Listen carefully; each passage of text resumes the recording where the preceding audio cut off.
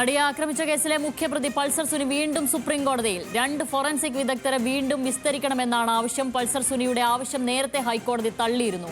വിവരങ്ങളുമായി ലീഗൽ കറസ്പോണ്ടന്റായ ഷബ്ന സിയാദ് ചേരുന്നു.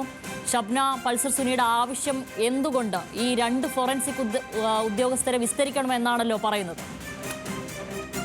ഷാമിലെ ഈ 2 പേരെ വിസ്തരിക്കണം എന്ന ആവശ്യം വിചാരണ കോടതിയും അതുപോലെ ഹൈക്കോടതിയും തള്ളിയിരുന്നു. പിന്നീടാണ് ഇപ്പോൾ പൾസർ സുനി സുപ്രീം കോടതിയെ സമീപിച്ചിട്ടുള്ളത്. ഈ 2 പേരുടെ സാക്ഷി വിസ്താരം നടക്കുന്ന വേളയിൽ താൻ ജയിലിലായിരുന്നു. അതുകൊണ്ട് തനിക്ക് കൃത്യമായി അഭിഭാഷകനുമായി സംസാരിക്കാൻ കഴിഞ്ഞില്ല, ആശയവിനിമയം നടത്താൻ കഴിഞ്ഞില്ല.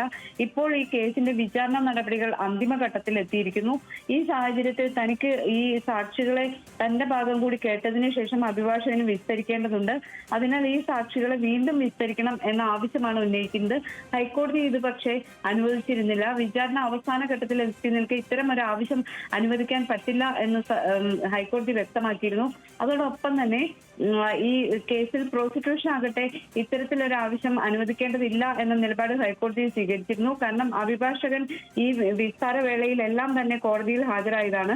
അതുകൊണ്ട് ഇത്തരം ഒരു ആവശ്യം അനുവദിക്കേണ്ടതില്ല എന്ന് സർക്കാരും നിലപാടെടുത്തിരുന്നു. ഈ സാഹചര്യത്തിലാണ് ഹൈക്കോടതി തള്ളിയത്. ഇപ്പോഴേതായാലും സുപ്രീം കോടതിയെ സമീപിച്ചിരിക്കുന്നു. അടുത്ത ദിവസം സുപ്രീം കോടതി ഹർജി പരിഗണിക്കും. ഷബ്ന, ഇത് വിചാരണ നീട്ടിക്കൊണ്ടുപോകാനുള്ള ഒരു ശ്രമമായി കണക്കാക്കണോ?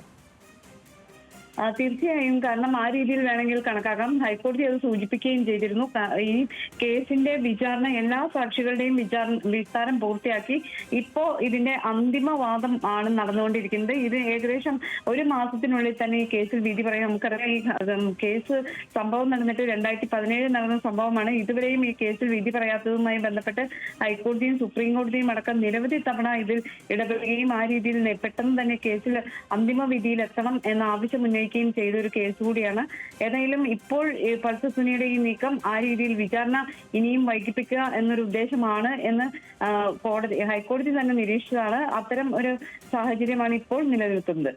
ശരി, നടിയെ ആക്രമിച്ച കേസിലെ മുഖ്യപ്രതി പൾസർ സുനി വീണ്ടും സുപ്രീം കോടതിയിൽ. 2 ഫോറൻസിക് വിദഗ്ധരെ വീണ്ടും വിസ്തരിക്കണമെന്നാണ് ആവശ്യം. ഷബ്ന സിയാദ് വിവരങ്ങൾ നൽകി.